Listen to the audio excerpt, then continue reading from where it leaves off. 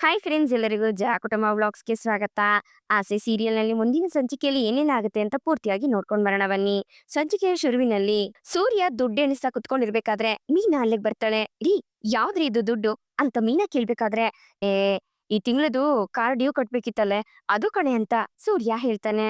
"ರೀ, ಇಷ್ಟ್ ದಿವ್ಸ ಆದ್ರೂ ಇನ್ನು ನೀವು ಡ್ಯೂ ಕಟ್ಟಿಲ್ವಾ?"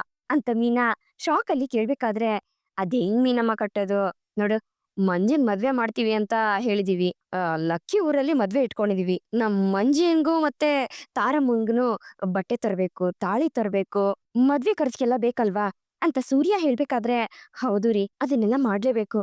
ಆದ್ರೆ ಇವಾಗಿರೋ ಪರಿಸ್ಥಿತಿಲಿ" ಅಂತ ಮೀನಾ ಹೇಳ್ಬೇಕಾದ್ರೆ, "ನೋಡು ಮೀನಾ, ನೋಡು, ದಿನ ಒಂದೇ ತರ ಇರುತ್ತಾ?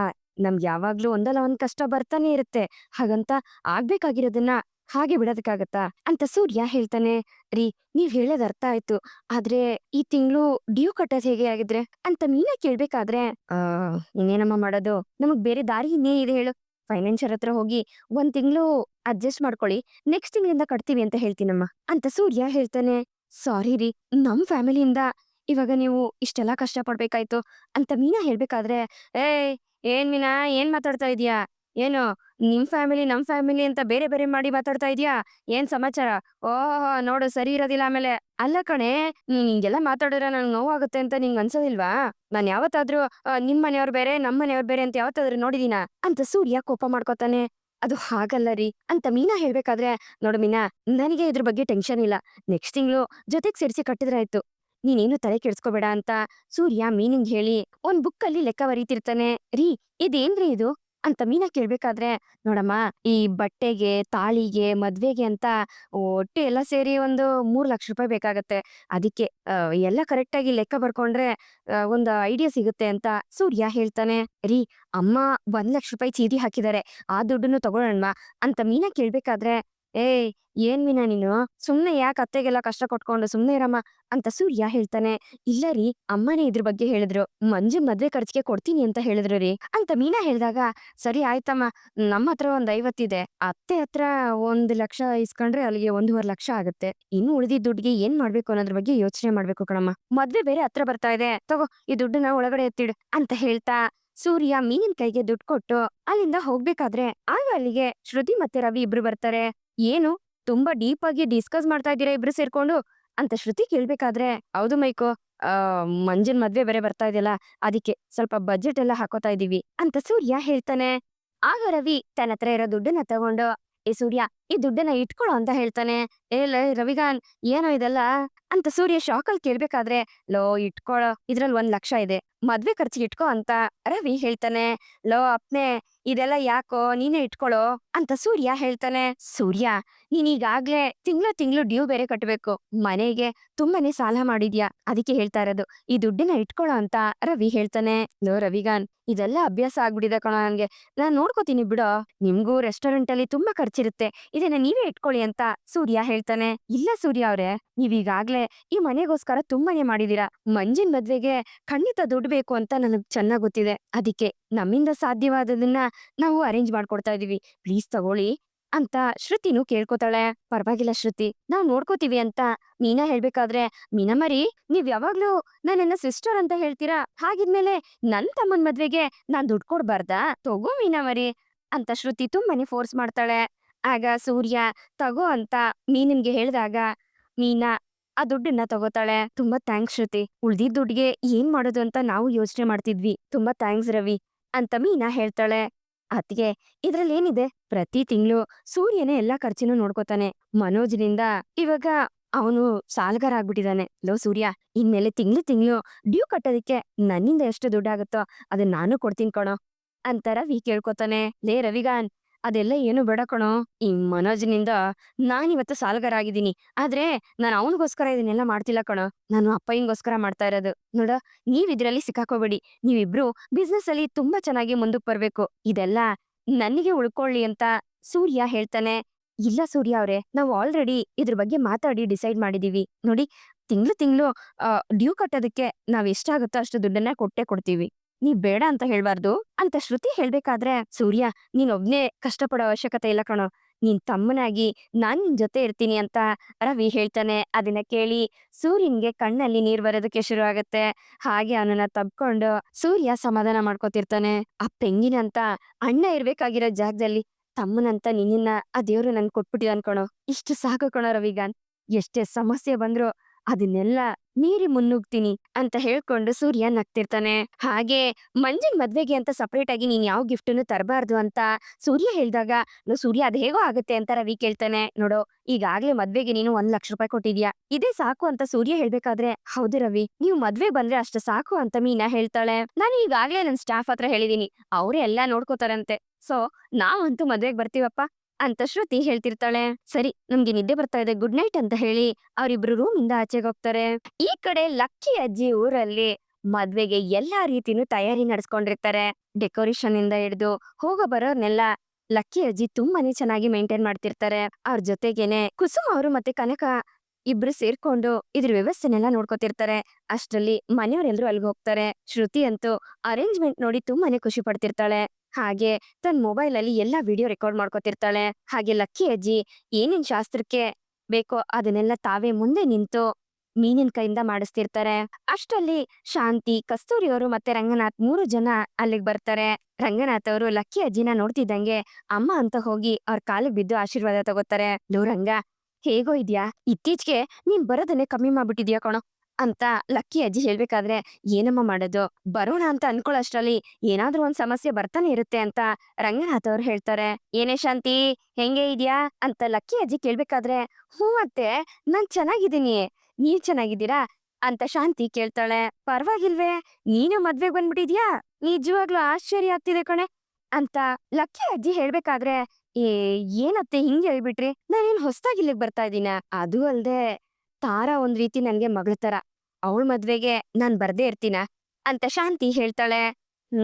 ಸರ್ ಸರಿ ಅಂತ ಲಕ್ಕಿ ಅಜ್ಜಿ ಹೇಳ್ಬೇಕಾದ್ರೆ, ಅಮ್ಮ ಹೇಳ್ಬೇಕು ಅಂದ್ರೆ ಎಲ್ರಿಗಿಂತ ನಾನ್ ಈ ಮದ್ವೆಗ್ ಹೋಗ್ಲೇಬೇಕು ಅಂತ ಹಠ ಹಿಡ್ಕೊಂಡ್ ನಿಂತಿದ್ಲಿ ಇವಳು ಅಂತ ರಂಗನಾಥ್ ಅವ್ರು ಹೇಳ್ಬೇಕಾದ್ರೆ, ಓ ಪರವಾಗಿಲ್ವೇ, ಈಗ್ಲಾದ್ರೂ ಬೀಗರು ಮನೆ ಮದ್ವೆ ಬಗ್ಗೆ ಇವಳಿಗೂ ಈ ಚಿಂತೆ ಬಂದಿದೆ ಅಂತ ಆಯ್ತು ಅಂತ ಲಕ್ಕಿ ಅಜ್ಜಿ ಹೇಳ್ತಾರೆ. ಬೀಗರು ಮನೆ ಮದ್ವೆ ಅನ್ನೋದಕ್ಕಿಂತ ನನ್ ಮಗಳು ಮದ್ವೆ ಅಂತ ಅನ್ಕೊಂಡ್ ಬಂದಿದೀನಿ ಅತ್ತೆ ಅಂತ ಶಾಂತಿ ಹೇಳ್ತಾಳೆ. ಇರ್ಲಿ, ಎಲ್ಲ ಒಳ್ಳೇದೇ ಆಗತ್ತೆ ಅಂತ ಲಕ್ಕಿ ಅಜ್ಜಿ ಹೇಳ್ಬೇಕಾದ್ರೆ, ಲಕ್ಕಿ ಅಂತ ಕರೀತಾ ಸೂರ್ಯ ಓಡೋಡಿ ಬರ್ತಾನೆ. ಬಾರೋ ನನ್ ಮೊಮ್ಮಗ್ನೆ ಅಂತ ಹೇಳ್ತಾ ಲಕ್ಕಿ ಸೂರ್ಯನ ಮುದ್ದಾಡ್ತಾರೆ. ಆಹಾ ಲಕ್ಕಿ, ಏನ್ ಲಕ್ಕಿ ಇಷ್ಟೊಂದ್ ಸೂಪರ್ ಆಗಿ ಅರೇಂಜ್ಮೆಂಟ್ ಮಾಡಿಸ್ಬಿಟ್ಟಿದ್ಯಾ ಅಂತ ಸೂರ್ಯ ಕೇಳ್ಬೇಕಾದ್ರೆ, ಹೂ ಕಣ ಮೊಮ್ಮಗ್ನೆ, ನನ್ ಮೊಮ್ಮಗಳು ಮತ್ತೆ ಮೊಮ್ಮಗನ್ ಮದ್ವೆ ಅಂದ್ರೆ ಸುಮ್ನೆನಾ? ಅಲ್ಲ ಕಣೋ, ನೆನೆನೆ ಇವ್ರೆಲ್ರನ್ನು ಕರ್ಕೊ ಬರ್ಬೇಕು ತಾನೇ ನೀನು ಅಂತ ಲಕ್ಕಿ ಕೇಳ್ಬೇಕಾದ್ರೆ, ಏ ಲಕ್ಕಿ, ಅಲ್ಲಿರೋ ಕೆಲ್ಸ ಮುಗಿಸಿ ಬರ್ಬಾರ್ದಾ, ಅದಕ್ಕೆ ತಾನೇ ನಾನು ಮೀನಮ್ಮನ ಫಸ್ಟ್ ಕಳ್ಸಿರೋದು ಅಂತ ಸೂರ್ಯ ಹೇಳ್ಬೇಕಾದ್ರೆ, ಸರಿ ಸರಿ ಎಲ್ರು ಬನ್ನಿ ಒಳಗಡೆ ಅಂತ ಹೇಳ್ತಾ ಲಕ್ಕಿ ಎಲ್ರನ್ನು ಮನೆ ಒಳಗಡೆ ಕರ್ಕೊಂಡು ಹೋಗ್ತಾರೆ. ಈ ಕಡೆ ಶ್ರುತಿ ಮತ್ತೆ ಕನಕ ಇಬ್ರು ಸೇರ್ಕೊಂಡು ತಾರನ್ನ ರೆಡಿ ಮಾಡ್ಬೇಕಾದ್ರೆ ಮೀನನ್ನು ಅಲ್ಲಿಗೆ ಹೋಗ್ತಾಳೆ. ಹಾಗೆ ತಾರನ್ಗೆ ಅಂತ ಅವಳು ತಂದಿರೋ ಚೈನನ್ನ ಹಾಕ್ಬೇಕಾದ್ರೆ, ಏನಕ್ಕ ಗಿಫ್ಟ್ ಎಲ್ಲ ಜೋರಾಗಿದೆ ಅಂತ ಕನಕ ಕೇಳ್ತಾಳೆ. ಏನೋ ನನ್ ಕೈಲಾಗಿದ್ ನಾನ್ ಮಾಡ್ತಾ ಇದೀನಿ ಕಣೆ ತಾರಾ, ನೋಡು ಇವಾಗ ನಾವಿರೋ ಪರಿಸ್ಥಿತಿಲಿ ನನ್ನಿಂದ ಎಷ್ಟಾಗುತ್ತೋ ಅಷ್ಟ್ ಮಾಡ್ತಾ ಇದೀನಿ, ಬೇಜಾರ್ ಮಾಡ್ಕೋಬೇಡ ಅಂತ ಮೀನಾ ಹೇಳಿದಾಗ, ಮೀನಾ ಅವ್ರೆ, ನೀವ್ ಇಷ್ಟೆಲ್ಲ ಮಾಡ್ತಿದ್ದೀರಲ್ಲ ಅದೇ ನನ್ಗೆ ಹೆಚ್ಚು, ಈಗ ಇದ್ರ ಅವಶ್ಯಕತೆ ಇದೆಯಾ ಅಂತ ತಾರಾ ಕೇಳ್ತಾಳೆ. ಹೇಳ್ಬೇಕು ಅಂದ್ರೆ ನಾವ್ ಇದನ್ನೆಲ್ಲ ಮಾಡ್ಲೇಬೇಕು, ಯಾರ್ ಮಾಡ್ತಾರೆ ಅಂತ ಮೀನಾ ಕೇಳ್ತಾಳೆ. ಹೇಳ್ಬೇಕು ಅಂದ್ರೆ ನಮ್ಮ ಅಪ್ಪನೇ ಇದನ್ನೆಲ್ಲ ನಿಂತು ಮಾಡಿಸ್ಬೇಕಾಗಿತ್ತು, ಆದ್ರೆ ಏನ್ ಮಾಡೋದು, ಇವಾಗ ಅವ್ರು ನನ್ ಜೊತೆಲಿ ಇಲ್ವಲ್ಲ ಅಂತ ತಾರಾ ತುಂಬಾನೇ ಕೊರಗ್ತಿರ್ತಾಳೆ. ತಾರಾ, ನಿಮ್ಮಪ್ಪ ಜೊತೆಗಿಲ್ಲ ಅಂತ ಕೊರಗ್ಬೇಡ, ಅವ್ರು ನನ್ ಮಗಳಿಗೆ ಮದ್ವೆ ಆಗ್ತಿದ್ಯಲ್ಲ ಅಂತ ಅಲ್ಲಿಂದನೇ ನಿನ್ಗೆ ಆಶೀರ್ವಾದ ಮಾಡ್ತಿರ್ತಾರೆ ಅಂತ ಹೇಳಿ ಮೀನಾ ತಾರನ್ನ ಸಮಾಧಾನ ಮಾಡ್ತಿರ್ತಾಳೆ. ಆಕ್ಚುಲಿ ತಾರಾ ಹೇಳ್ಬೇಕು ಅಂದ್ರೆ ಇವ್ರ ಇಡೀ ಫ್ಯಾಮಿಲಿ ಲವರ್ಸ್ಗೆ ಸಪೋರ್ಟ್ ಸೂಪರ್ ಆಗಿ ಮಾಡ್ತಾರೆ. ನಾನು ಮತ್ತೆ ರವಿ ಮನೆಗ್ ಬಂದಾಗ ನಮ್ಗೆ ಕನಕನೆ ಹೆಲ್ಪ್ ಮಾಡಿದ್ದು ಅಂತ ಶ್ರುತಿ ಹೇಳ್ಕೊಂಡ್ ನಗ್ತಿದ್ರೆ, ಆಮೇಲೆ ನನ್ ಮದ್ವೆನ ನಮ್ಮ ಅಕ್ಕ ಮಾಡ್ಸದ್ಲು ಅಂತ ಕನಕ ಹೇಳ್ತಿರ್ತಾಳೆ. ಹೇಳ್ಬೇಕು ಅಂದ್ರೆ ಇವ್ರ ಇಡೀ ಫ್ಯಾಮಿಲಿ ಪ್ರೀತಿಗೆ ತುಂಬಾನೇ ಸಪೋರ್ಟ್ ಮಾಡ್ತಾರೆ ಅಂತ ಹೇಳ್ಕೊಂಡು ಶ್ರುತಿ ನಗ್ತಿರ್ತಾಳೆ. ಈ ಕಡೆ ಮಂಜಾ ಪಂಚೆ ಕಟ್ಕೊಳಕಾಗ್ದೆ ತುಂಬಾನೇ ಒದ್ದಾಡ್ಬೇಕಾದ್ರೆ ರವಿ ಮತ್ತೆ ಸೂರ್ಯ ಇಬ್ರು ಬಿದ್ದು ಬಿದ್ದು ನಗ್ತಿರ್ತಾರೆ. ಲೋ ಮಂಜ್ಗ್ಯಾ, ಏನೋ ಮಾಡ್ತಿದ್ಯಾ, ಪಂಚೆ ಜೊತೆ ಗುದ್ದಾಟ ಮಾಡ್ತಿದ್ಯೇನೋ ಅಂತ ಸೂರ್ಯ ಕೇಳ್ಬೇಕಾದ್ರೆ, ಇಲ್ಲ ಭಾವ, ಟೆನ್ಷನ್ಗೆ ಪಂಚೆ ಕಟ್ಕೊಳಕ್ಕೆ ಬರ್ತಾ ಇಲ್ಲ ಅಂತ ಮಂಜಾ ಹೇಳ್ತಾನೆ. ಅಯ್ಯೋ, ಈಗ ಇಷ್ಟೊಂದ್ ಭಯ ಬಿದ್ರೆ ಹೆಂಗೋ ಮಂಜಾ, ಮುಂದಕ್ಕೆ ತುಂಬಾ ಬೇಜಾನಿದೆ ಅಂತ ಹೇಳ್ಕೊಂಡು ರವಿ ರೇಗಿಸ್ತಿರ್ತಾನೆ. ಆಗ ಸೂರ್ಯನೇ ಮಂಜನ್ಗೆ ಪಂಚೆ ಕಟ್ತಾನೆ.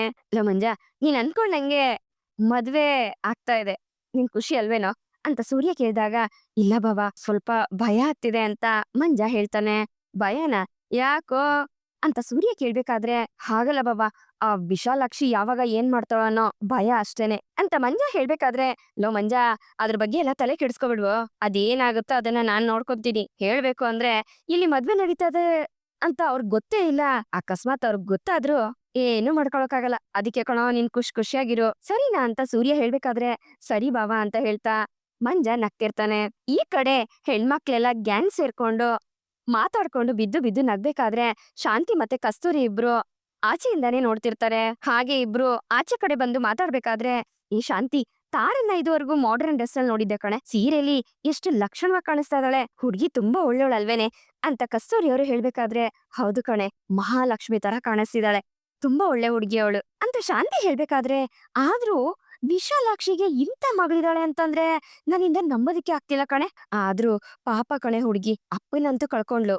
ಇರೋ ಅಮ್ಮನಾದ್ರೂ ಜೊತೆಲಿ ಇಟ್ಕೊಂಡ್ ಮದ್ವೆ ಮಾಡೋಣ ಅಂದ್ರೆ ಈಗ ಅವಳು ಇದಕ್ಕೆ ವಿರುದ್ಧವಾಗಿ ನಿಂತಿದ್ದಾಳೆ. ಮಗಳು ಇಷ್ಟಪಟ್ಟಂಗೆ ಮದ್ವೆ ಮಾಡ್ಕೊಳ್ತಾ ಇದ್ದಾಳೆ ಅಂತಂದ್ರೆ ಅದಕ್ ಸಪೋರ್ಟ್ ಮಾಡ್ದೆ ಯಾಕೆ ಹಿಂಗ್ ಮಾಡ್ತಾ ಇದ್ದಾಳೆ ವಿಶಾಲು? ಒಬ್ಳು ತಾಯಿಯಾಗಿ ಮಗಳ ಮದ್ವೆನ ನೋಡ್ಬೇಕು ಅನ್ನೋ ಆಸೆ ಇಲ್ವಾ ಅವಳಿಗೆ? ಈ ಹುಡ್ಗಿಗೂ ಪಾಪ ಆಸೆ ಇರಲ್ವಾ ಅಂತ ಕಸ್ತೂರಿ ಅವರು ಹೇಳ್ಬೇಕಾದ್ರೆ, ಆ ವಿಶಾಲಾಕ್ಷಿ ಈ ಮದ್ವೆನ ನೋಡೋದಿಲ್ಲ ಅಂತ ಯಾರ್ ಹೇಳಿದ್ರು ಅಂತ ಶಾಂತಿ ಹೇಳ್ದಾಗ, ಏಯ್ ಏನೇ ಹೇಳ್ತಿದ್ಯಾ? ಆ ವಿಶಾಲಾಕ್ಷಿ ಈ ಮದ್ವೆ ನಡಿಬಾರ್ದು ಅಂತ ಪ್ಲಾನ್ ಮಾಡ್ತಿದ್ದಾಳೆ ಅಂತ ಕಸ್ತೂರಿ ಅವರು ಹೇಳ್ದಾಗ, ಅದೆಲ್ಲ ಕರೆಕ್ಟ್ ಕಣೆ, ಆದ್ರೆ ಈ ಮದ್ವೆ ನಾವ್ ನೋಡೇ ನೋಡ್ತಾಳೆ ಅಂತ ಶಾಂತಿ ಹೇಳ್ಬೇಕಾದ್ರೆ, ನೀನ್ ಏನ್ ಹೇಳ್ತಿದ್ಯೋ ನನ್ಗೊಂದು ಅರ್ಥ ಆಗ್ತಿಲ್ಲ ಕಣೆ ಅಂತ ಕಸ್ತೂರಿ ಅವರು ಹೇಳ್ತಾರೆ. ಅವಳು ನನ್ ಜೊತೆನೆ ಇದ್ದು ನನ್ಗೆ ದ್ರೋಹ ಮಾಡದ್ಲಲ್ಲೇ, ಮಾಸ್ಟರ್ ಅಂತ ಹೇಳಿ ನನ್ ಬೆನ್ಗೆ ಚೂರಿ ಹಾಕ್ಬಿಟ್ಲು. ನನ್ನ ಮನೆಯಿಂದಾನೆ ನನ್ನನ್ನ ಆಚೆಗೆ ಹಾಕಕ್ ನೋಡಿದ್ಲು. ಅದ್ಯಾವ್ದನ್ನು ನನ್ ಮರ್ತಿಲ್ಲ ಕಣೆ, ಅವಳಿಗೆ ಸರಿಯಾಗಿರೋ ಉತ್ತರ ಕೊಡ್ತೀನಿ ನೋಡು ಅಂತ ಶಾಂತಿ ಹೇಳ್ಬೇಕಾದ್ರೆ, ಏನೇ ಮಾಡ್ತೀಯ ಶಾಂತಿ ಅಂತ ಕಸ್ತೂರಿ ಅವರು ಆಶ್ಚರ್ಯದಲ್ಲಿ ಕೇಳ್ತಾರೆ. ನೀನೇ ಹೇಳ್ದಿಯಲ್ಲೇ ಆ ಹುಡ್ಗಿಗೆ ತಾಯಿ ಜೊತೆನೆ ಇದ್ದು ಈ ಮದ್ವೆ ನೋಡ್ಬೇಕು ಅನ್ನೋ ಆಸೆ ಇದೆ ಅಂತ, ಆ ಆಸೆನ ನಾನ್ ನೆರವೇರಿಸ್ತೀನಿ ಅಂತ ಶಾಂತಿ ಹೇಳ್ಬೇಕಾದ್ರೆ, ಇವಳು ಏನ್ ಹೇಳ್ತಿದ್ದಾಳೆ ಅಂತ ಗೊತ್ತಾಗ್ದೆ ಕಸ್ತೂರಿ ಅವರು ತಲೆ ಕೆಡಿಸ್ಕೊತಾ ಇರ್ತಾರೆ. ಏ ಶಾಂತಿ, ಏನೋ ಮಾಡ್ತೀನಿ ಅಂತ ಹೋಗಿ ಈ ಮದ್ವೆನ ನಿಲ್ಲೋ ರೀತಿ ಮಾಡ್ಬಿಡ ಕಣೆ ಅಂತ ಕಸ್ತೂರಿ ಅವರು ಗಾಬರಿಲಿ ಕೇಳ್ಬೇಕಾದ್ರೆ, ಏ ಕಸ್ತೂರಿ, ನಾ ಹೇಳ್ದೆ ಅಲ್ವಾ, ಈ ಮದ್ವೆನೂ ನಡೆಯುತ್ತೆ, ನನ್ನ ಆಸೆನೂ ಪೂರ್ತಿ ಆಗತ್ತೆ ಅಂತ ಹೇಳ್ಕೊಂಡು ನಗ್ತಾ ಶಾಂತಿ ಅಲ್ಲಿಂದ ಹೋಗ್ತಾಳೆ. ಅಯ್ಯೋ ದೇವ್ರೆ, ಬರ್ತಾ ಬರ್ತಾ ಈ ಶಾಂತಿ ಯಾಕೋ ಕೇಡಿ ತರ ಆಡ್ತಿದ್ದಾಳಲ್ಲ, ಏನ್ ಮಾಡ್ತಾಳೋ ಏನೋ ಗೊತ್ತಾಗ್ತಿಲ್ವಲ್ಲ, ದೇವ್ರೆ ನೀನೇ ಕಾಪಾಡ್ಬೇಕಪ್ಪ ಅಂತ ಕಸ್ತೂರಿ ಅವರು ಮನ್ಸಲ್ಲಿ ಅನ್ಕೊಂಡು ಭಯ ಪಡ್ತಿರ್ತಾರೆ. ಈ ಕಡೆ ಸೂರ್ಯ ಬಂದಿರೋ ಗೆಸ್ಟ್ಗಳಿಗೆಲ್ಲ ಟೀ ಕಾಫಿನೆಲ್ಲ ಕೊಡ್ತಾ ಮನೆ ತುಂಬಾ ಖುಷಿಯಾಗಿ ಓಡಾಡ್ತಿರ್ತಾನೆ. ಇದನ್ನ ನೋಡಿ ರಂಗನಾಥ್ ಅವ್ರಿಗೂ ತುಂಬಾನೇ ಖುಷಿ ಆಗತ್ತೆ. ಏನಪ್ಪ ಸೂರ್ಯ, ತುಂಬಾನೇ ಖುಷಿಯಿಂದ ಓಡಾಡ್ತಿದ್ಯಾ ಅಂತ ಆ ಊರಿನ ಜನಗಳೆಲ್ಲ ಕೇಳ್ಬೇಕಾದ್ರೆ, ಮತ್ತೆ ಖುಷಿ ಇಲ್ದಿರ ಇರುತ್ತಾ? ಒಂದ್ ಕಡೆ ಬಾ ಮೈದಾ, ಇನ್ನೊಂದ್ ಕಡೆ ನನ್ ತಂಗಿ, ಇವ್ರಿಬ್ರದು ಮದ್ವೆ ಅಂದ್ಮೇಲೆ ನಾನೇ ತಾನೇ ಓಡಾಡ್ಬೇಕು ಅಂತ ಹೇಳ್ತಾ ಸೂರ್ಯ ಖುಷಿ ಪಡ್ತಿರ್ತಾನೆ. ಈ ಕಡೆ ಹುಡ್ಗಿರೆಲ್ಲ ಸೇರ್ಕೊಂಡು ಮಾತಾಡ್ತಾ ನಗಾಡ್ತಾ ಇರ್ಬೇಕಾದ್ರೆ, ಆ ಕಡೆ ಸೂರ್ಯ ಮತ್ತೆ ರವಿ ಇಬ್ರು ಮಂಜನ್ಯ ಕಿಂಡಲ್ ಮಾಡ್ತಿರ್ತಾರೆ. ಆಗ ಮಂಜ ಅವ್ರೆಲ್ರನ್ನ ಯಾಮಾರ್ಸಿ ಸೀದಾ ತಾರನ್ ರೂಮಿಗ್ ಬಂದಾಗ, ಏನೋ ಮಂಜ, ಮದ್ವೆ ಆಗೋದಕ್ಕೆ ಅಷ್ಟೊಂದ್ ಅರ್ಜೆಂಟ್ ಏನೋ ಅಂತ ಕನಕ ಕೇಳಿದ್ರೆ, ಇವಾಗ್ಲಿಂದಾನೆ ಹುಡ್ಗಿನ ನೋಡ್ದೆ ಹಾಗೆ ಇರಕ್ಕಾಗ್ದೆ ಇಲ್ಲಿ ಓಡ್ ಬಂದಿದ್ದಾನೆ ಅಂತ ಶ್ರುತಿ ಕಿಂಡಲ್ ಮಾಡ್ತಿರ್ತಾಳೆ. ಅಯ್ಯೋ, ಇದೊಳ್ಳೆ ಚೆನ್ನಾಗಿದೆಯಲ್ಲ, ಎಲ್ರೂ ಸೇರ್ಕೊಂಡು ನನ್ನನ್ನೇ ಕಾಲ್ ಎಳಿತಾ ಇದ್ದೀರಾ, ನಾನು ಫೋನ್ಗೆ ಚಾರ್ಜ್ ಹಾಕಕ್ ಬಂದಪ್ಪ ಅಂತ ಮಂಜ ಹೇಳ್ಬೇಕಾದ್ರೆ, ಓಹೋ ಏ ಮಂಜ, ಇಷ್ಟು ದೊಡ್ಡ ಮನೇಲಿ ನಿನ್ಗೆ ಚಾರ್ಜ್ ಹಾಕೋದಕ್ಕೆ ಬೇರೆ ಎಲ್ಲೂ ಜಾಗ ಸಿಗ್ಲಿಲ್ವಾ? ಸುಮ್ನೆ ಡೌ ಮಾಡ್ಬಿಡ ಕಣ ಅಂತ ಹೇಳ್ಕೊಂಡು ಕನಕ ಕಾಲ್ ಎಳಿತಿರ್ತಾಳೆ. ಕನಕ, ಇದೆಲ್ಲ ಮದ್ವೆ ಆಗೋರ್ಗಷ್ಟೇನೆ, ಮದ್ವೆ ಆದ್ಮೇಲೆ ನಾವೇ ಅವ್ರ ಹಿಂದೆ ಸುತ್ತಾಡ್ಬೇಕು ಅಂತ ಹೇಳ್ಕೊಂಡು ಶ್ರುತಿ ನಗ್ಬೇಕಾದ್ರೆ ತಾರಾ ಮಂಜಿನ್ ಮುಖಾನ ನೋಡ್ತಾಳೆ. ಆಗ ಮಂಜ ಭಯದಲ್ಲಿ ಎದ್ದು ನಿಂತ್ಕೊಂತಾನೆ. ಶ್ರುತಿ, ಕನಕ, ನೀವಿಬ್ರು ಏನೇನೋ ಹೇಳಿ ತಾರನ್ಗೆ ಭಯ ಪಡಿಸ್ಬೇಡಿ ಅಂತ ಮೀನಾ ಹೇಳ್ಬೇಕಾದ್ರೆ, ಅಯ್ಯೋ ನಾನಂತೂ ಯಾವ್ದಕ್ಕೂ ಭಯ ಪಟ್ಕೊಳ್ಳೋದಿಲ್ಲಪ್ಪ ಅಂತ ಹೇಳ್ತಾ ತಾರಾ ಮಂಜನ್ ಕೈ ಹಿಡ್ಕೊಂಡು ತನ್ ಪಕ್ಕನೆ ಕೂರ್ಸ್ಕೊತಾಳೆ. ಮೀನಾ ಮರಿ, ನನಗೇನೋ ಮದ್ವೆ ಆದ್ಮೇಲೆ ಮಂಜನೆ ಭಯ ಪಟ್ಕೋತಾನೆ ಅನ್ಸುತ್ತೆ ಅಂತ ಹೇಳ್ಕೊಂಡು ಶ್ರುತಿ ನಗ್ತಿರ್ತಾಳೆ. ಅಯ್ಯೋ, ಏನೋ ನೀನು ಮರ್ಯಾದೆ ತೆಗಿತಿದ್ಯಲ್ಲೋ ಅಂತ ಮೀನಾ ಮಂಜನ್ನ ಕೇಳ್ತಾಳೆ. ಹಾಗೆ ಶಾಂತಿ ಇವರೆಲ್ರು ಮಾತಾಡ್ಕೊಳ್ತಿರೋದನ್ನ ವಿಡಿಯೋ ಮಾಡ್ಕೋತಾಳೆ. ಅದನ್ನ ಸೀದಾ ವಿಶಾಲಾಕ್ಷಿಗೆ ಕಳಿಸ್ತಾಳೆ. ಅದನ್ನ ನೋಡಿ ವಿಶಾಲುಗೆ ಕೋಪ ಬರುತ್ತೆ. ಆ ಕೋಪದಿಂದನೇ ವಿಶಾಲು ಶಾಂತಿಗೆ ಫೋನ್ ಮಾಡಿ, ಏಯ್ ಶಾಂತಿ, ಏನೇ ನಡೀತಾ ಇದೆ ಅಲ್ಲಿ ಅಂತ ವಿಶಾಲು ಜೋರ್ ವಾಯ್ಸ್ ಅಲ್ಲಿ ಕೇಳ್ಬೇಕಾದ್ರೆ, ಹಾ, ನಿನ್ ಮಗಳಿಗೆ ಮದ್ವೆ ನಡೀತಾ ಇದೆ, ಅದ್ ಎಲ್ಲಿ ಅಂತ ಗೊತ್ತಾ? ಸರಿ, ಒಂದ್ ಕೆಲ್ಸ ಮಾಡ್ತೀನಿ, ನಾನ್ ನಿನ್ಗೆ ಅಡ್ರೆಸ್ ಕಳಿಸ್ತೀನಿ. ನೀನು ಇಲ್ಲಿಗ್ ಬಂದು ಕಣ್ತುಂಬಾ ಈ ಮದ್ವೆನ ನೋಡಿ ತುಂಬಾನೇ ಖುಷಿಪಟ್ಟು ಹೊಟ್ಟೆ ತುಂಬಾ ಊಟ ಮಾಡಿ ಹೋಗು, ಸರಿನಾ?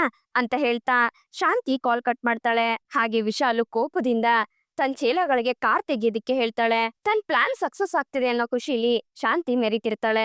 ಈ ಕಡೆ ತಾರಾ ತನ್ ತಂದೆನ ನೆನೆಸ್ಕೊಂಡು ಕಣ್ಣೀರ್ ಹಾಕ್ತಿರ್ತಾಳೆ.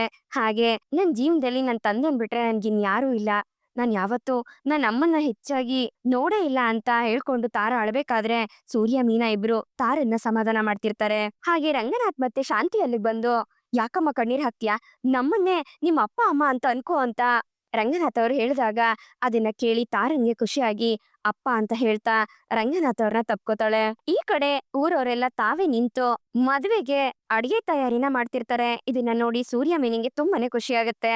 ಈ ಕಡೆ ರಂಗನಾಥ್ ಅವರು ಲಕ್ಕಿ ಅಜ್ಜಿ ಹತ್ರ ಬಂದು, ಅಮ್ಮ ಸುಮ್ನೆ ಟೈಮ್ ವೇಸ್ಟ್ ಮಾಡೋದ್ ಬೇಡ, ಡೈರೆಕ್ಟ್ ಆಗಿ ಮುಹೂರ್ತನೇ ಇಟ್ಕೊಂಡ್ಬಿಡಣ್ವಾ ಅಂತ ರಂಗನಾಥ್ ಅವ್ರು ಕೇಳ್ಬೇಕಾದ್ರೆ, ಅಯ್ಯೋ ಆ ವಿಶಾಲು ಬರೋ ಅಷ್ಟ್ರಲ್ಲಿ ಇವ್ರು ಏನಾದ್ರೂ ಎಡವಟ್ ಮಾಡ್ತಾರೋ ಏನೋ, ಅದನ್ನ ಹೇಗಾದ್ರೂ ಮಾಡಿ ತಡಿಬೇಕಲ್ಲ ಅಂತ ಶಾಂತಿ ಅವ್ರ ಹತ್ರಕ್ ಹೋಗಿ, ಅಯ್ಯೋ ಏನ್ರಿ ಮದ್ವೆ ಅನ್ನೋದು ಮತ್ತೆ ಮತ್ತೆ ನಡೆಯುತ್ತಾ?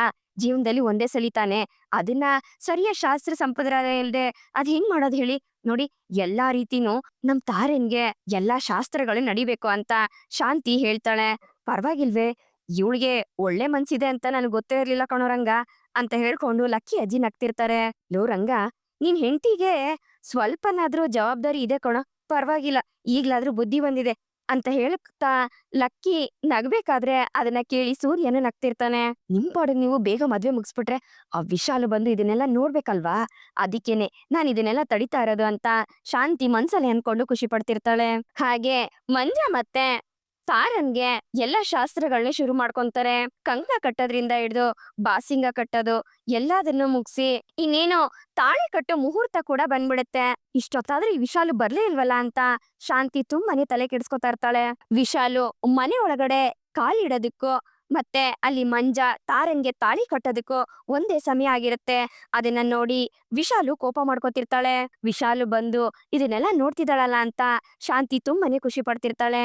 ಏ ತಾರಾ ಅಂತ ವಿಶಾಲು ಜೋರಾಗಿ ರೇಗಾಡ್ದಾಗ ಅಲ್ಲಿರೋ ಜನ ಎಲ್ಲ ವಿಶಾಲುನೇ ನೋಡ್ತಿರ್ತಾರೆ.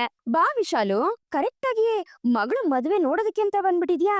ಕಣ್ತುಂಬಾ ನೋಡ್ದಾ ಮಗಳು ಮದ್ವೆನಾ ಅಂತ ಶಾಂತಿ ಹೀಯಾಳಿಸ್ಬೇಕಾದ್ರೆ, ಏಯ್ ಸಾಕು ಬಾಯ್ ಮುಚ್ಚೆ, ಏ ಸೂರ್ಯ ಯಾರನ್ನ ಕೇಳಿ ಈ ಮದ್ವೆಗೆ ಅರೇಂಜ್ ಮಾಡ್ದೋ ಅಂತ ವಿಶಾಲು ರೇಗಾಡ್ತಿರ್ತಾಳೆ. ಆಗ ತಾರಾ ಹಸೆ ಮನೆಯಿಂದ ಎದ್ದೇಳ್ಬೇಕಾದ್ರೆ, ತಾರಾ ನೀನ್ ಕುತ್ಕೋ ಅಂತ ನೀನ ತಾರನ್ನ ಅಲ್ಲೇ ಕೂರಿಸ್ತಾಳೆ. ಏಯ್ ಅವಳಗ್ ಮದ್ವೆ ಮಾಡೋದಿಕ್ಕೆ ನೀವ್ಯಾರೋ ಅಂತ ವಿಶಾಲು ರೇಗಾಡ್ಬೇಕಾದ್ರೆ, ಅವಳು ನನ್ ತಂಗಿ ಅಂತ ಸೂರ್ಯ ಹೇಳ್ತಾನೆ. ಅದನ್ನ ಕೇಳಿ ವಿಶಾಲುಗೆ ಕೋಪ ಬರುತ್ತೆ. ಅಲ್ಲ, ನೀವೆಲ್ಲ ಒಳ್ಳೆ ಫ್ಯಾಮಿಲಿಗೆ ಸೇರಿರೋರು ತಾನೆ, ಇಂತ ಕಳ್ಳ ಮದ್ವೆ ಮಾಡ್ಸೋದಿಕ್ಕೆ ನಾಚಿಕೆ ಅಲ್ವಾ ನಿಮ್ಗೆ? ನಿಮ್ ಯಾರನ್ನ ನಾನ್ ಸುಮ್ನೆ ಬಿಡೋದಿಲ್ಲ ಅಂತ ವಿಶಾಲು ರೇಗಾಡ್ಬೇಕಾದ್ರೆ, ಹಲೋ ಯಾಕೆ ಇಷ್ಟೊಂದ್ ಜೋರ್ ವಾಯ್ಸ್ ಮಾಡ್ತಾ ಇದ್ಯಾ? ಮದ್ವೆ ಎಲ್ಲ ಮುಗೀತು, ಮದ್ವೆ ಹುಡ್ಗಿಗೆ ಜೊತೆಲಿ ಯಾರು ಇಲ್ವಲ್ಲ ಅಪ್ಪ ಅಮ್ಮ ಅಂತ ಒಂದು ಸಣ್ಣ ಬೇಜಾರಿತ್ತು ಅವಳಿಗೆ, ಈಗ ಅದು ಸರಿ ಹೋಯ್ತಲ್ಲ, ಬಂದು ಅವಳಗ್ ಆಶೀರ್ವಾದ ಮಾಡಿ ಹೋಗು ಅಂತ ಸೂರ್ಯ ಹೇಳ್ದಾಗ, ಏ ಬಾಯ್ ಮುಚ್ಚ ಸಾಕು, ಇದೊಂದು ಮದ್ವೆ, ಇದಕ್ಕೆ ನಾನು ಆಶೀರ್ವಾದ ಬೇರೆ ಮಾಡ್ಬೇಕಂತೆ, ಇದು ಮದ್ವೆ ಅಲ್ಲ ಕಣೋ ಕಳ್ಳು ಮದ್ವೆ ಅಂತ ವಿಶಾಲು ಹೇಳ್ತಾಳೆ. ಹಲೋ, ಇಡೀ ಊರವ್ರನ್ನೇ ಕರ್ಸಿ ಮದ್ವೆ ಮಾಡ್ತಾ ಇದೀವಿ, ಅದೆಂಗಿದು ಕಳ್ ಮದ್ವೆ ಆಗುತ್ತೆ ಅಂತ ಸೂರ್ಯ ಕೇಳ್ಬೇಕಾದ್ರೆ, ಏಯ್ ತಾರಾ ಅವನು ಕಟ್ಟಿರೋ ತಾಳಿನ ಕಿತ್ತೆಸ್ತು ಬಾರೆ ಈ ಕಡೆಗೆ ಅಂತ ವಿಶಾಲು ರೇಗಾಡ್ತಾಳೆ. ಅದ್ ಹೇಗ್ ಬರಕಾಗತ್ತೆ, ಇವಾಗ ಅವಳು ನಮ್ಮನೆ ಸೊಸೆ ಅಂತ ಮೀನಾ ಹೇಳ್ತಾಳೆ. ಏ ವಿಶಾಲಾಕ್ಷಿ, ಏನೇ ನಿನಗ್ ಬಂದಿರೋದು? ಅಲ್ಲ ಕಣೆ, ಅವಳಿಗೆ ಇವಾಗ ಮದ್ವೆ ಆಗಿದೆ, ಅವಳು ಗಂಡನ್ ಬಿಟ್ಬಿಟ್ಟು ನಿನ್ ಜೊತೆ ಬರ್ಬೇಕೇನೆ ಅಂತ ಲಕ್ಕಿ ಅಜ್ಜಿ ವಿಶಾಲಿಗೆ ಬೈತಾರೆ. ಹಾಗೆ ಅಲ್ಲಿರೋರೆಲ್ರು ವಿಶಾಲು ವಿರುದ್ಧನೇ ತಿರುಗಿ ಬೀಳ್ತಾರೆ. ಮಾಡ್ತೀನಿ ತಡೀರಿ ಅಂತ ಹೇಳ್ತಾ ವಿಶಾಲಾಕ್ಷಿ ಅಲ್ಲೇ ಇರೋ ಮಚ್ಚನ್ನ ತಗೊಂಡು ಕೊಚ್ಚಾಕ್ತೀನಿ ಅಂತ ಬರ್ತಾಳೆ. ಆಗ ಸೂರ್ಯ ಅವಳ ಕೈಯಿಂದ ಮಚ್ಚನ್ನ ಕಿತ್ತಿ ಎಸಿತಾನೆ. ಆಗ ಶಾಂತಿ ವಿಶಾಲನ ಗುರಾಯಿಸ್ತಾ, ನೋಡ್ದಾ ನಿನ್ ಕಣ್ ಮುಂದೆನೆ ನೀನು ಮಗಳನ್ನ ಏನು ಗತಿ ಇಲ್ದಿರೋನು ಮದ್ವೆ ಆಗ್ತಿದಾನಲ್ಲ, ಈಗ ನಿನ್ಗೆ ಖುಷಿ ಆಯ್ತಾ, ಸಮಾಧಾನ ಆಯ್ತಾ ಅಂತ ಶಾಂತಿ ಅವಳ ಹತ್ರಕ್ ಹೋಗಿ ಈ ಮಾತನ್ನ ಹೇಳ್ಬೇಕಾದ್ರೆ ಅದನ್ನ ಕೇಳಿ ವಿಶಾಲು ಬಿದ್ದು ಬಿದ್ದು ನಗ್ತಾ ಇರ್ತಾಳೆ. ಅಲ್ಲಿರೋರೆಲ್ರು ಯಾಕೆ ಅವಳು ಈ ರೀತಿ ಹುಚ್ಚಿ ತರ ನಗ್ತಾ ಇದ್ದಾಳಲ್ಲ ಅಂತ ನೋಡ್ಬೇಕಾದ್ರೆ, ಹೇ ಶಾಂತಿ, ಯಾವ ಒಳಗೋ ಮದ್ವೆ ಆದ್ರೆ ನಾನ್ ಯಾಕೆ ಕೊರಗ್ಬೇಕು ಅಂತ ವಿಶಾಲು ಹೇಳಿದಾಗ ಅದನ್ನ ಕೇಳಿ ಅಲ್ಲಿರೋರ್ ಎಲ್ರಿಗೂ ಶಾಕ್ ಆಗತ್ತೆ. ಏನೇ ವಿಶಾಲು, ಮಗಳಿಗೆ ಮದ್ವೆ ಆಗೋಯ್ತು ಅಂತ ಹುಚ್ಕಿ ಚಿಡಿತೇನೆ ಅಂತ ಲಕ್ಕಿ ಕೇಳ್ಬೇಕಾದ್ರೆ, ಹುಚ್ಚ ಹುಚ್ಚು ನನಗಲ್ಲ, ನಾ ಹೇಳೋ ವಿಷಯ ಕೇಳಿದ್ರೆ ನಿಮ್ಗೆ ಹಿಡಿಯತ್ತೆ ಅಂತ ವಿಶಾಲು ಹೇಳ್ತಾಳೆ. ಏನ್ ಹೇಳ್ತಾ ಇದೀವಳು ಇವಳು ಅಂತ ಎಲ್ರು ನೋಡ್ಬೇಕಾದ್ರೆ, ಇಷ್ಟೊತ್ತು ಇವಳಿಗೆ ಗೊತ್ತಿಲ್ದಂಗೆ ಇವಳು ಮಗಳು ಮದ್ವೆ ಆಗೋಯ್ತಲ್ಲ ಅಂತ ತುಂಬಾ ಖುಷಿ ಪಡ್ತಿದ್ದಲ್ಲ ಶಾಂತಿ. ಈಗ ಒಂದ್ ವಿಚಾರ ಹೇಳ್ತೀನಿ ಕೇಳಿಸ್ಕೊ, ಅದನ್ನ ಕೇಳಿದ್ರೆ ನೀನ್ ಈ ಖುಷಿ ಎಲ್ಲ ಮಂಗ್ ಮಾಯ ಆಗ್ಬಿಡುತ್ತೆ ಅಂತ ವಿಶಾಲು ಹೇಳಿದಾಗ ಏನಿರ್ಬೋದು ಅಂತ ಶಾಂತಿನೂ ಟೆನ್ಷನ್ ಆಗ್ತಾಳೆ. ಈಗ ನೀವು ಮದ್ವೆ ಮಾಡಿ ಮುಗ್ಸಿದಿರಲ್ಲ, ಈ ತಾರಾ ಇವಳು ನನ್ನ ಮಗಳೇ ಅಲ್ಲ ಅಂತ ವಿಶಾಲು ಹೇಳ್ತಿದ್ದಂಗೆ ಅದನ್ನ ಕೇಳಿ ಅಲ್ಲಿರೋರೆಲ್ರಿಗೂ ಶಾಕ್ ಆಗತ್ತೆ. ಏನೋ ನಿನ್ ಮಗಳಲ್ವಾ, ನೀನು ಗೊತ್ತಿಲ್ದೆ ಮದ್ವೆ ಆಗೋಯ್ತು ಅಂದಿದ್ ಮಾತ್ರಕ್ಕೆ ಅವಳು ನಿನ್ ಮಗಳಲ್ಲ ಅನ್ನೋದು ಸುಳ್ಳಾಗುತ್ತಾ ಅಂತ ರಂಗನಾಥ್ ಅವ್ರು ಕೇಳ್ತಾರೆ. ರಂಗನಾಥ್ ಅವ್ರೆ, ನಾ ಹೇಳೋದನ್ನ ಪೂರ್ತಿಯಾಗಿ ಕೇಳಿಸ್ಕೊಳ್ಳಿ. ಈ ತಾರಾ ನಾನ್ ಹೆತ್ತ ಮಗಳೇ ಅಲ್ಲ. ಹೇಳ್ಬೇಕು ಅಂದ್ರೆ ನಾನು ನನ್ ಗಂಡ ದೂರ ಆಗೋದಿಕ್ಕೆ ಕಾರಣನೇ ಇವಳು. ನಾನು ನನ್ ಗಂಡ ದೇವಸ್ಥಾನಕ್ಕೆ ಅಂತ ಹೋಗಿದ್ದಾಗ ಅಲ್ಲಿ ನದಿಲಿ ಸ್ನಾನ ಮುಗ್ಸಿ ಬರ್ಬೇಕಾದ್ರೆ ಇವಳು ನಮಗ್ ಸಿಕ್ಕಿದ್ಲು. ಇವಳು ಎತ್ಕೊಂಡ್ ಹೋಗೋದ್ ಬೇಡ ಅಂತ ನಾನ್ ಎಷ್ಟೇ ಹೇಳಿದ್ರು ನನ್ ಗಂಡ ನನ್ ಮಾತನ್ನ ಕೇಳ್ದೆ ಇವಳನ್ನ ಮನೆ ಕರ್ಕೊಂಡ್ ಬಂದ. ಇವಳಿಂದಾಗಿ ನನಗೂ ನನ್ ಗಂಡನ್ಗೂ ದಿನ ಜಗಳ ಆಗ್ತಿತ್ತು. ಅದಕ್ಕೆ ಇವಳು ಬೇಕಾ ನಾನ್ ಬೇಕಾ ಅಂತ ಕೇಳಿದಿಕ್ಕೆ ಅವರು ನನ್ನ ತಾರಾನೇ ಮುಖ್ಯ ಅಂತ ಹೇಳಿದ್ರು. ಅದಕ್ಕೆ ಅವ್ರನ್ನ ಬಿಟ್ಟು ನಾನು ದೂರ ಆದೆ. ಯಾವ ಪಾಪದ್ ಪಿಂಡನೋ ಏನೋ ಇವಳನ್ನ ಬೇಡ ಅಂತ ನೀರ್ಗೆ ತಳ್ಳಿದ್ರು ಅನ್ಸುತ್ತೆ ಅಂತ ವಿಶಾಲು ಹೇಳ್ಬೇಕಾದ್ರೆ ಆಗ ತಾರನ್ಗೆ ಇದ್ದಕ್ಕಿದ್ದಂಗೆ ನೀರಲ್ಲಿ ಬಿದ್ದಾಗ ತನ್ ಜೊತೆ ಇದ್ದಿದ್ ಯಾರು ಅನ್ನೋದು ನೆನ್ಪಾಗೋದಕ್ಕೆ ಶುರು ಆಗತ್ತೆ. ವಿಶಾಲು ಈ ಮಾತನ್ನ ಹೇಳ್ತಿದ್ದಂಗೆ ಅಲ್ಲಿರೋರೆಲ್ರಿಗೂ ಶಾಕ್ ಆಗತ್ತೆ. ಅದ್ರಲ್ಲೂ ಸೂರ್ಯ, ಶಾಂತಿ ಮತ್ತೆ ರಂಗನಾಥ್ಗಂತೂ ಸಿಕ್ಕಾಪಟ್ಟೆ ಶಾಕ್ ಆಗತ್ತೆ. ಏನು ತಾರಮ್ಮ ನದಿಲ್ ಸಿಕ್ಕದ್ಲಾ? ಯಾವ ನದಿಲಿ? ಎಲ್ಲಿ ಅಂತ ಸೂರ್ಯ ವಿಶಾಲು ಹತ್ರ ಬಂದು ಕೇಳಕ್ ಹೋಗ್ತಾನೆ. ವಿಶಾಲು, ಇವಳು ನಿನ್ಗೆ ಎಲ್ ಸಿಕ್ಕದ್ಲು ಸರಿಯಾಗಿ ಹೇಳು ಅಂತ ಹೇಳ್ತಾ ಶಾಂತಿನೂ ಅವಳ ಹತ್ರ ಕೊಡೋಗ್ತಾಳೆ. ಅವಳು ಎಲ್ ಸಿಕ್ಕಿದ್ರೆ ನನಗೇನು, ಒಟ್ನಲ್ಲಿ ಅವಳು ನನ್ ಮಗಳಲ್ಲ ಅಷ್ಟೇನೆ. ಹೇಗೋ ಈ ಪೀಡೆ ಇವಾಗ ತೊಲಗ್ತು ಅಂತ ಇನ್ಮೇಲಾದ್ರೂ ನೆಮ್ಮದಿಯಾಗಿರ್ತೀನಿ. ಆದ್ರೆ ಏನ್ ಮಾಡೋದು, ನನ್ ಗಂಡನ್ನ ಇವಳಿಂದ ಕಳ್ಕೊಳ್ಬೇಕಾಯ್ತು. ಛೀ, ಈ ಪೀಡೆನ ನೀವೇ ಇಟ್ಕೊಳ್ಳಿ ಅಂತ ಹೇಳ್ತಾ ವಿಶಾಲು ಅಲ್ಲಿಂದ ಹೊರಟೋಗ್ಬಿಡ್ತಾಳೆ. ವಿಶಾಲು ಹೇಳಿದ ಮಾತನ್ನ ಕೇಳಿ ಶಾಂತಿಗೆ ಇವಳನ್ ನನ್ ಮಗಳು ತಾರಾ ಇದ್ರು ಇರ್ಬೋದಾ ಅನ್ನೋ ಒಂದು ಗೊಂದಲ ಶುರುವಾಗತ್ತೆ. ತಾರಾ ತನ್ನ ಹಳೇದನ್ನೆಲ್ಲ ನೆನ್ಸ್ಕೊಂಡು ಹಾಗೆ ಸೂರ್ಯ ಅಣ್ಣ ಅಂತ ಕೂಗ್ತಾ ತಲೆ ಸುತ್ತಿ ಬಿದ್ದೋಗ್ತಾಳೆ. ತಾರಮ್ಮ ಅಂತ ಹೇಳ್ತಾ ಸೂರ್ಯನು ತಾರನ್ ಹತ್ರ ಓಡೋಗ್ತಾನೆ. ತಾರಾ ಈ ರೀತಿ ತಲೆ ಸುತ್ತ ಬಿದ್ದಿರೋದನ್ನ ನೋಡಿ ಮನೆಯವರೆಲ್ರಿಗೂ ಶಾಕ್ ಆಗಿ ಅವಳನ್ನ ಎಬ್ಸೋದಕ್ಕೆ ಅಂತ ತುಂಬಾನೇ ಪ್ರಯತ್ನ ಪಡ್ತಿರ್ತಾರೆ. ಶಾಂತಿ ಮಾತ್ರ ಕಣ್ಣೀರ್ ಹಾಕ್ತಾ ತಾರನ್ನೇ ನೋಡ್ತಿರ್ತಾಳೆ. ತಾರಮ್ಮ ಕಣ್ಬಿಡು ತಾರಮ್ಮ, ನೋಡು ನಿನ್ಗೇನು ಆಗಿಲ್ಲ, ಕಂದ ಕಣ್ ತೆಗಿ ಅಂತ ಸೂರ್ಯ ಹೇಳ್ತಾನೆ ಇರ್ತಾನೆ. ಇಲ್ಲಿಗೆ ಈ ಒಂದು ಸಂಚಿಕೆ ಮುಗಿಯುತ್ತೆ. ಈ ಸಂಚಿಕೆ ನಿಮ್ಗೆ ಇಷ್ಟ ಆಗಿದೆ ಅಂತ ಅನ್ಕೊಳ್ತೀನಿ. ಇಷ್ಟ ಆಗಿದ್ರೆ ದಯವಿಟ್ಟು ಲೈಕ್ ಮಾಡಿ, ಹಾಗೆ ಹೇಗಿತ್ತು ಅನ್ನೋದನ್ನ ಕಮೆಂಟ್ ಮೂಲಕ ತಿಳಿಸಿ. ಮತ್ತೆ ಮುಂದಿನ ಸಂಚಿಕೆಯೊಂದಿಗೆ ನಿಮ್ಮನ್ನ ಭೇಟಿ ಆಗ್ತೀನಿ. ಅಲ್ಲಿವರೆಗೂ Tata, bye bye, take care.